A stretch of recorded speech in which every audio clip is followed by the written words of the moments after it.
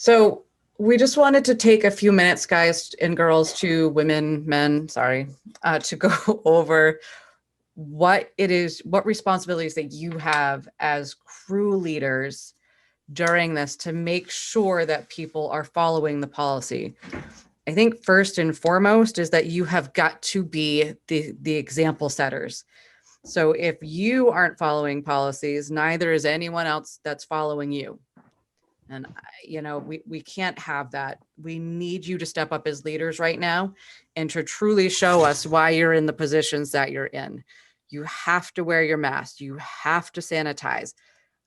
You have to be, at the end of your day, you're the one who has to take the time to clean the vehicle inside and out, handles and things like that, to make sure that when somebody else goes to get in that vehicle, if it's not you, that they're not putting themselves in an unsafe situation.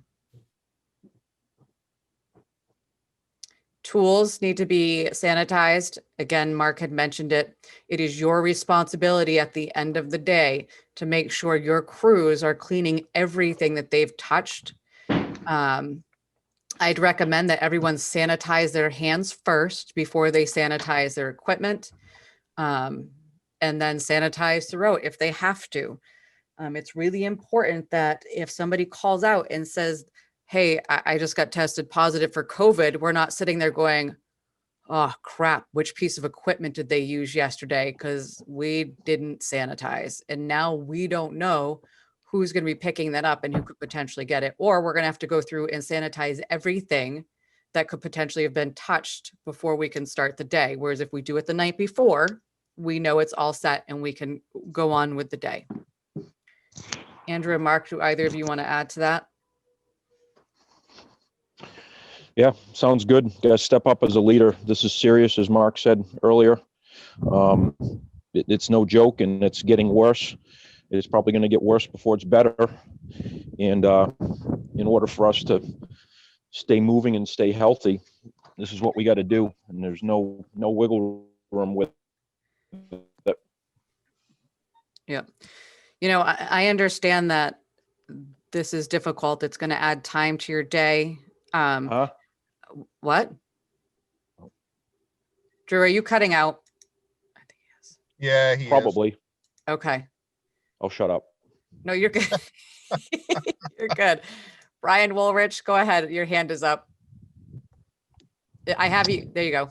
Go ahead. Hey, so question, so one of my guys, he wears glasses, wearing the mask, he gets fogged up within seconds. So how's that supposed to work, with him working and everything? I know it's really difficult. I have glasses as well. So there are little tips and tricks you can do so that they won't fog. Some people are sewing buttons on the front of their mask and setting their glasses on the button. And that's allowing enough space between the glasses and the mask to allow air to come up without fogging up the glasses. I just saw a new piece of equipment now that you could put inside your mask that does the same thing. There's all kinds of little tips and tricks we can look up for people to minimize the fog on glasses while they're wearing their masks. Or depending on their vision, do they need the glasses 100%? Like for mine, my glasses are mostly for driving. So when I'm working day to day with my hands or doing whatever on my computer, I don't necessarily need my glasses. That's also a question to ask your crew member, Yeah, he needs them 24/7 kind of thing. Okay. So, I will take some time to try to find something that would help with that. I do think that the new neck mask that we just got also helped tremendously because they cover that whole area where the cloth masks and the paper masks allow a lot of air to come up. I don't believe the face mask that we are handing out will do that. I think it will stop the fogging. Because he's wearing our face mask and yeah, he's completely fogged up. Can't even see his eyes right now. The neck mask? Yeah, the new Belknap ones y'all just handed out. Yeah, it's not very tight. If you were able to tighten that somehow and see if that helps. Okay. If not, then I will see what I can do to get stuff to help with that. It may look silly. Like I said, we can sew a button to the front of his mask where he can set his glasses on the button. And that would it pulls the glasses far enough away from the face that they won't fog. So Angie, Yep. just a question in regards to that. Let's say, you know, you and I are at Tilton School blowing leaves, or no, let's say fixing irrigation. And, you know, I'm 25 feet apart from you with nobody else around me. Are we saying that even at that point, you always have to have your mask on, or is that a distance where someone, you know, if they do have glasses, they can relieve, you know, that a little bit and. Yep.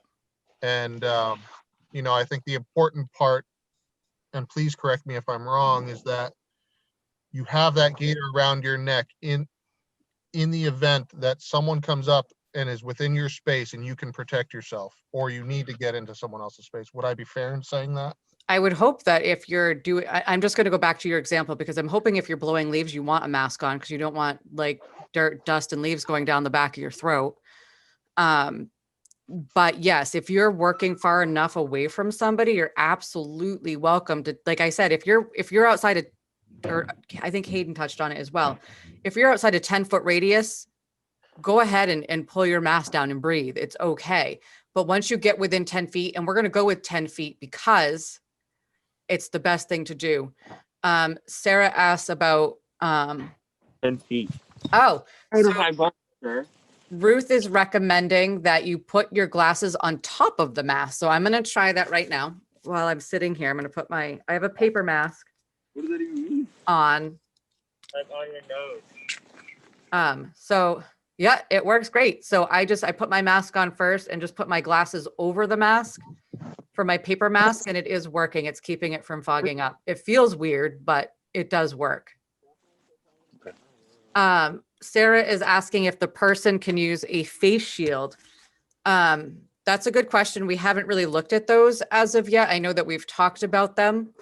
I see people in grocery marketplaces wearing them, their employees, but they also have masks on underneath.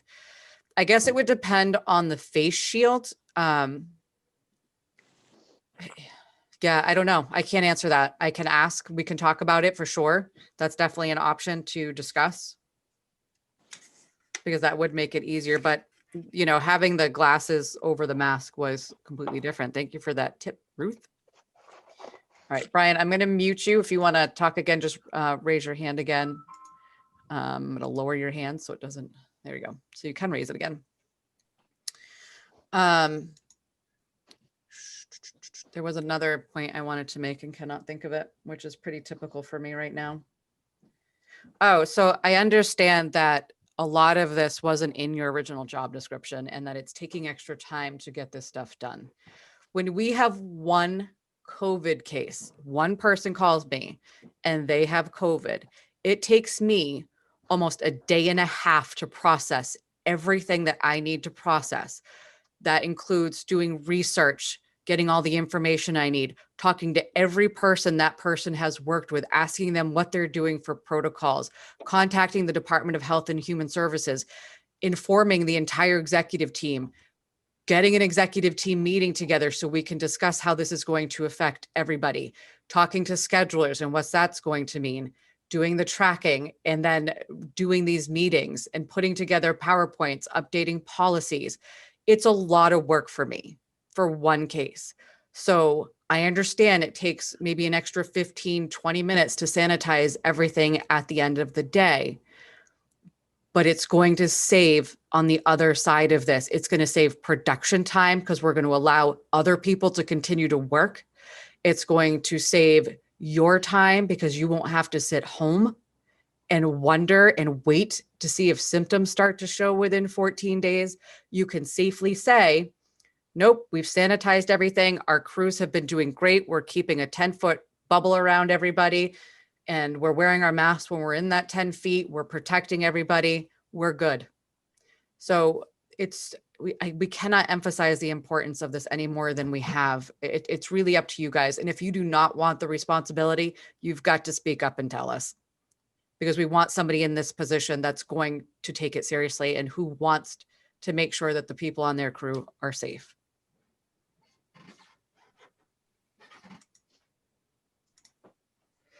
Any other comments, questions, thoughts?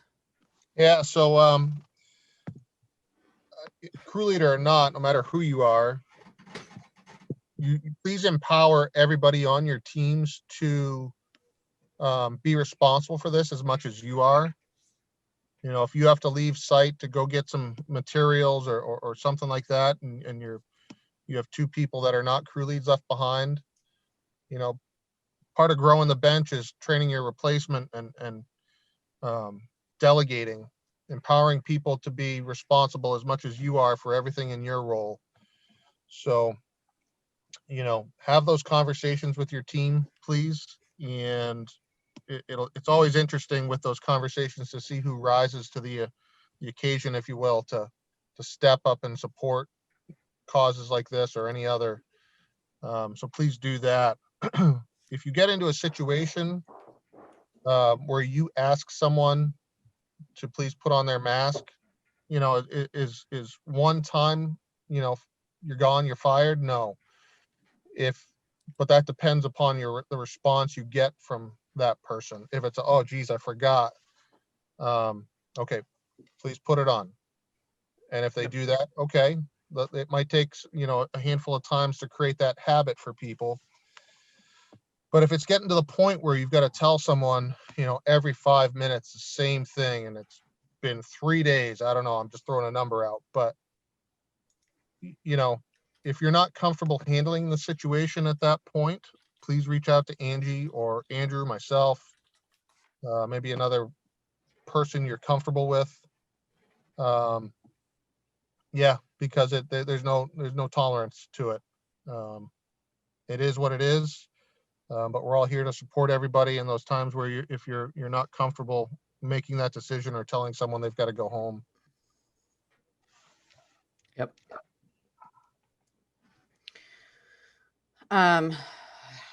Candy had a point, asked her if she wanted to talk or not, but she hasn't responded yet. But her point is, if 15 minutes of sanitization can save sending a coworker home with COVID, then do it. We are a team. Thank you for that message, Candy. I appreciate it.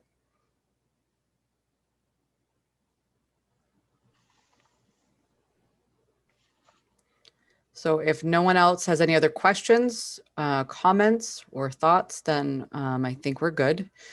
As always, if anything comes up and you have questions, please don't hesitate to reach out to me or Mark, Andrew, Hayden, or Ruth, whoever you're comfortable talking with, and we will talk over it. We will figure it out and get you the answer. Yep. And if you run out of supplies of any sort or see a supply coming to an end, whether it's hand sanitizer, disinfectant, masks, if they're getting, you know, old and stinky and whatever, you know, you can wash them, but if they're, you know, whatever you need, you got to reach out. Be proactive with it, and we're all here for each other, and the company's going to do everything it can to keep everybody safe. Communicate. Absolutely. Agree.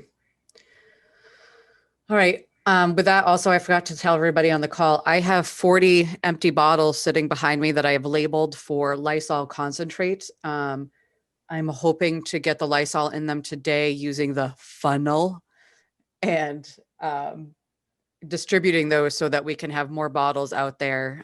Just making sure that we have a place. Mark, my concern is with the yard during the winter. These bottles are likely going to freeze because there's not enough alcohol in Lysol to keep it from freezing up. How are we going to handle that? You know, with recurring, they can kind of put their stuff into our con. It's going to be a little complicated because only 1 or 2 people are going to be allowed in, and they're going to have to distribute those bottles all the time, but we'll figure it out. Is there some way that we can do that or keep them from freezing for the yard? Yeah, it's a good question, Ange. I don't have a great answer, but we can certainly discuss that. Okay. You know, it might be designating one person every day to, you know, maybe we just have a box of supplies that are in the back door at Village West or something like that, or maybe we create a small space that has a little heat component to it in it down here in the shed or something. I don't know, but okay. Yeah, I've thought the same thing. Yeah, 302 has that little nook right as you open the door, which is kind of nice. But yeah, we can talk about it. All right, so that's it, everybody. I hope you all have a fantastic weekend and stay safe. Thank you.